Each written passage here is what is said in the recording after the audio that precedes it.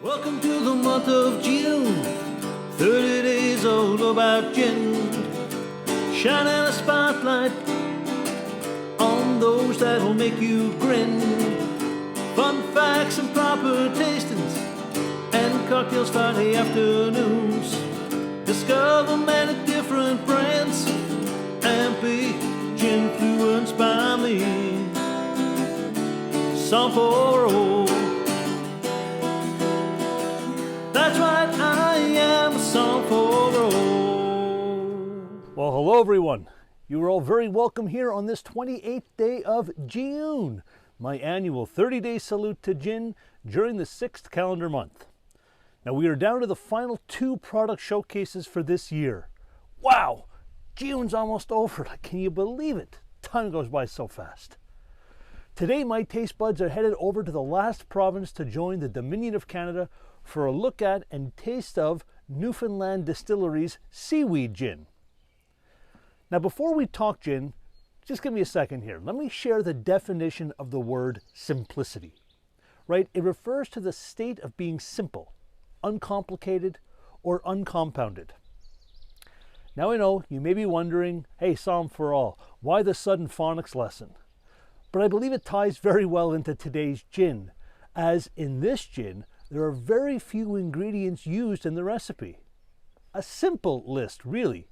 However, its profile is more than a little complex. Now the name on the bottle gives away one of its telltale ingredients, right? Seaweed, it says so right there on the bottle. But this is hand-picked seaweed by divers along the Grand Banks, right? So not just anything that washed up on the shore.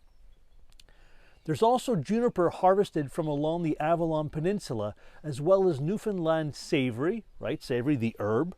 And the water reserve is osmosis engineered Newfoundland water. And of course, the grain used for the base spirit, Cormac Newfoundland grown barley. Now back in 2016, when William Carter and Peter Wilkins founded the distillery, it was the first one in Newfoundland in over 100 years, and they knew that it had to be all about showcasing Newfoundland. They wanted their products to be 100% Newfoundland sourced and to also showcase the local terroir of the province, right? And that does exist. There is terroir in provinces. To do all of this, that proved no easy feat, given that no grains were being grown on the island at the time. So what did they do? Well, they entered into a pilot project with the government and also with an ambitious farmer in Cormac, and as such, barley was planted with the sole initial goal of ensuring that the Newfoundland distillery had indeed local Newfoundland grain to make alcohol spirits from. Over time, the plantings have grown at that Cormac farm, but so was the distillery, with Newfoundland Distillery still continuing to use all of the barley that's being cultivated. Production of their seaweed gin is conducted in a specially made copper pot still and is triple distilled. Within that process, there is also a 2-step approach to the use of the botanicals. One whereby a gin basket or vapor basket is used, and another where the juniper and seaweed are also macerated in the base spirit.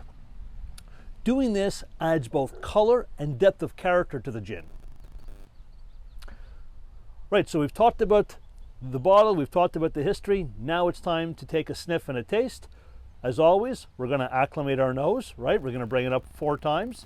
4th time is when we take that sniff. 1, 2, 3.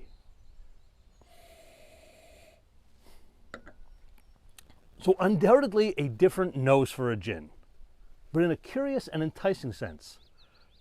With only a few ingredients, you'd expect not much to be going on here, right? But in actuality, that's not true. There's quite a bit happening in the glass. The seaweed is less briny than one may think, and it's almost sweet smelling, with that savory herb adding a mix of both a floral and a soft herbal tone. The barley on the nose, that gives off a soft malt note, and the juniper is soft and fresh and really balances things out. That's just a great nose. Very fun.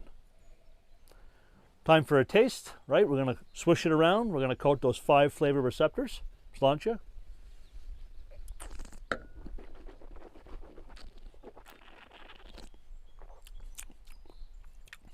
So on the palate, that's a very soft mouthfeel, and it is not boozy at all, right? 40% ABV by volume, and that's done by design.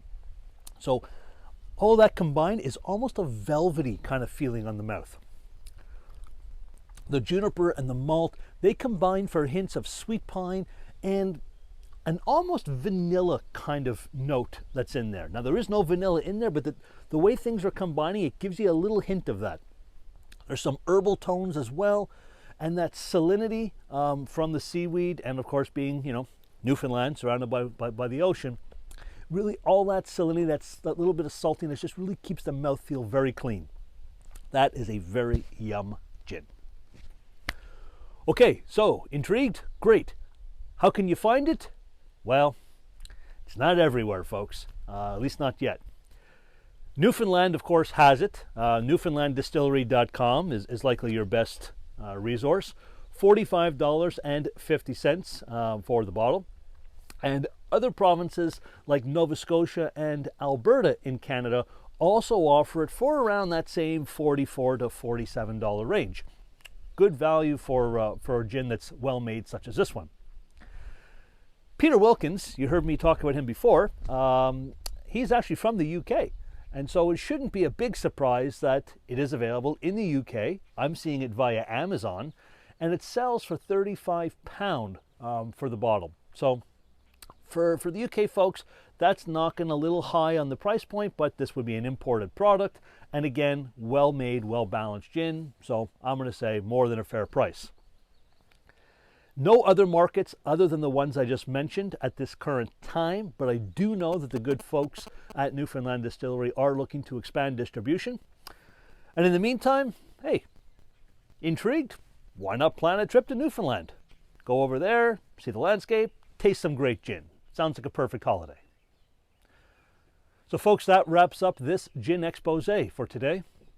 Tomorrow is my second to last day of Gi-Une 2023, and I'll be showcasing another Canadian gin, one that is both very unique and very, let's say, creative. Until tomorrow, folks, stay safe, be well, and of course, cheers from Som for All.